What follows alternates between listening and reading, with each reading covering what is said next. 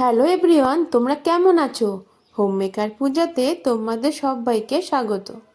সেদিন দেখলাম স্টেশনে কাঁচা ভুট্টা বিক্রি হচ্ছে।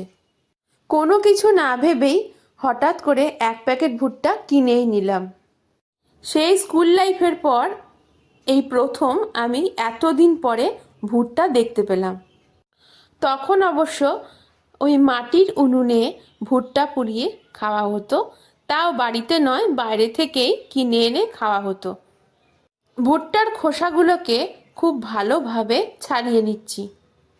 বিট লবণ এবং লেবু দিয়ে ভুট্টা পোড়ানো বেশ লাগে, তাই লোভ সামলাতে না পেরে 4-5টা ভুট্টা কিনেই নিলাম। আজকে কিন্তু ভুট্টা পোড়াবো না, আজকে একটা পাত্রের মধ্যে গরম জল করে ভুট্টাগুলোকে সেদ্ধ করে নেব। আজকে কাঁচা ভুট্টা দিয়েই সুইটকর্ন বানানোর চেষ্টা করছি। দোকানের ফ্রোজেন সুইটকর্ন না কিনেই আমি বাড়িতেই ভুট্টা দিয়েই একবার ট্রাই করে দেখছি সুইটকর্ন হয় কি না।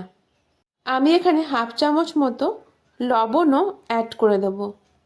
এবার ভুট্টাগুলো কিছুটা সময় ধরে আমি খুব ভালো করে সেদ্ধ করে নেব।